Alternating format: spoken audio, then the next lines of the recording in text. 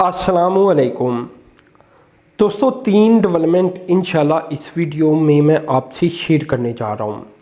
हमेशा की तरह दरख्वास्त ये रहेगी कि चैनल को सब्सक्राइब कर दें और साथ मौजूद बेल के आइकान पर क्लिक कर दें और वीडियो को शेयर कर दिया करें ताकि ज़्यादा लोगों तक ये डेवलपमेंट पहुँचा करे जो मैं आपके सामने रखता हूँ।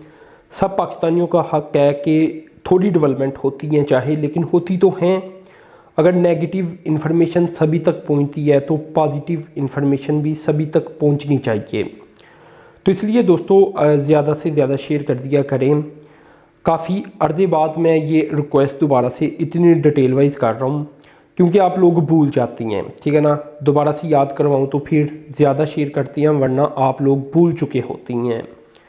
खैर, पहली डेवलपमेंट की तरफ चलता हूँ। ये दोस्तों पाकिस्तान को आपको पता है कि डिजिटलाइज किया जा रहा है, तो इसी मकसद को लेकर मास्टर कार्ड के साथ एक कंपनी जिसका नाम है रिसोर्स पाकिस्तान लिमिटेड, ये एक प्राइवेट कंपनी है, इसका एक MOU साइन हुआ है, एक मुआहिदा साइन हुआ है, पार्टनरशिप कर लिया है दोनों ने।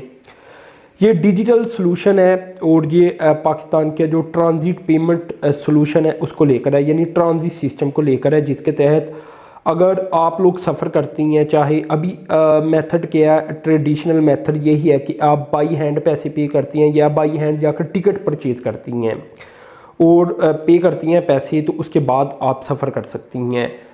तो होने अब ये जा रहा है कि मास्टर का जो एक डिजिटल पेमेंट सिस्टम है उसके डेबिट और बाकी जो मास्टर कार्ड वगैरह होती हैं चाहे क्रेडिट हो, उसके ज़रिए आप पेमेंट कर पाएंगे।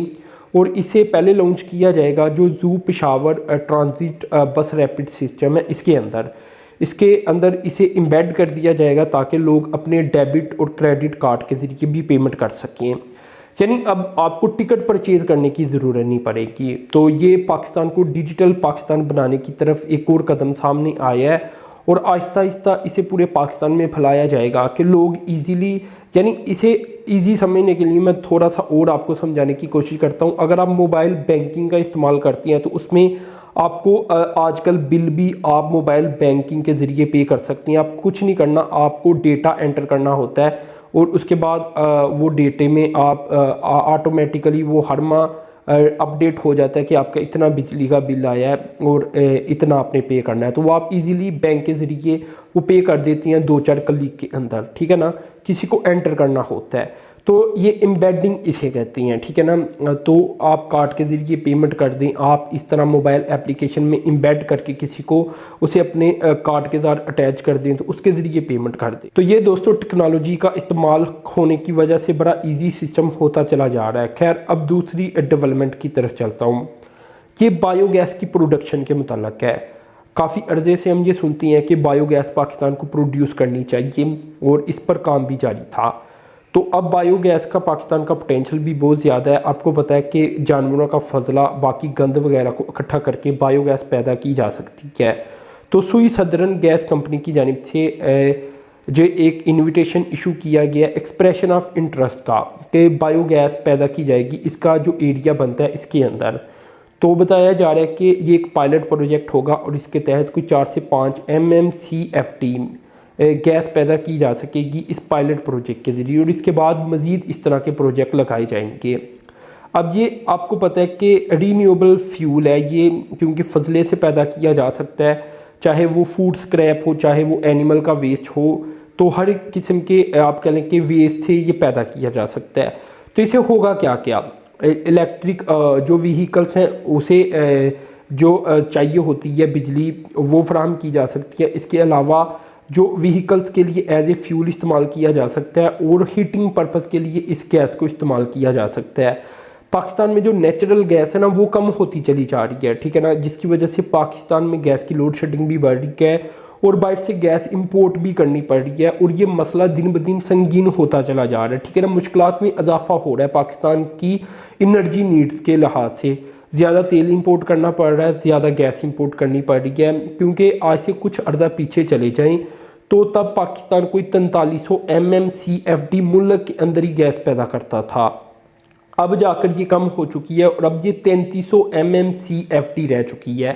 यानी 1000 MMCFD गैस अब हम कम प्रोड्यूस कर रहे हैं पाकिस्तान में। इसका रीज़न ये है कि वो कुएँ ख़त्म हो चुके हैं, वो कुएँ सूख चुकी हैं, वहाँ से जितनी गैस निकलनी थी निकल चुकी है।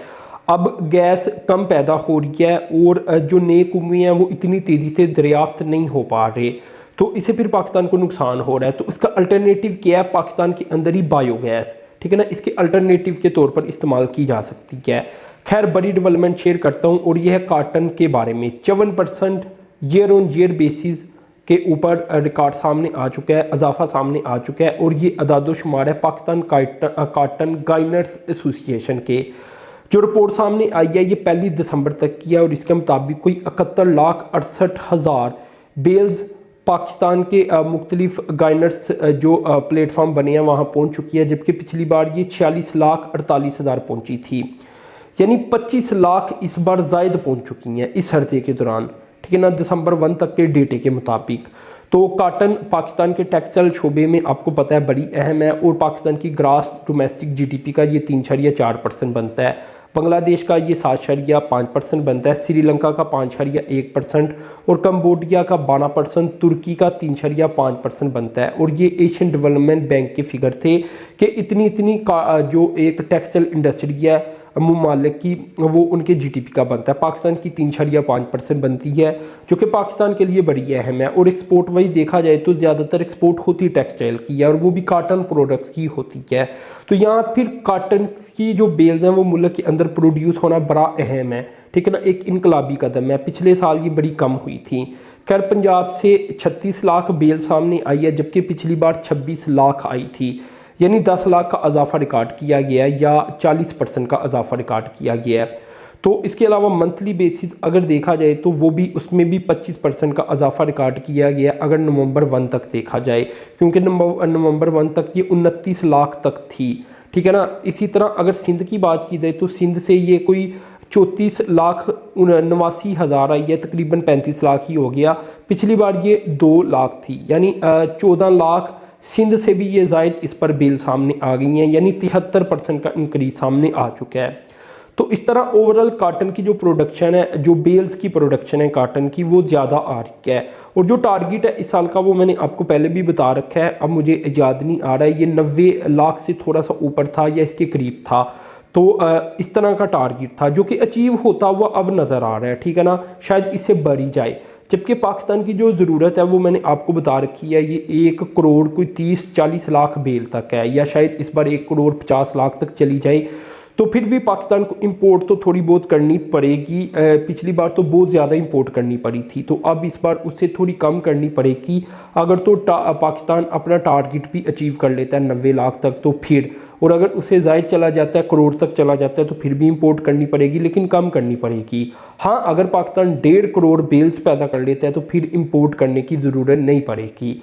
तो खैर दोस्तों, ये कुछ मोटी मोटी और अहम तरीन डेवलपमेंट पाकिस्तान के मुतल्लिक़ सामने आ रही थी और ये डेटा सामने आया था, तो ये मैं आपसे शेयर करता रहता हूँ। तो चैनल को सब्सक्राइब करके साथ में जो बेल के आइकन पर क्लिक किया करें और वीडियो को शेयर कर दिया करें। अब तक के लिए इतना ही था। अल्लाह हाफिज़।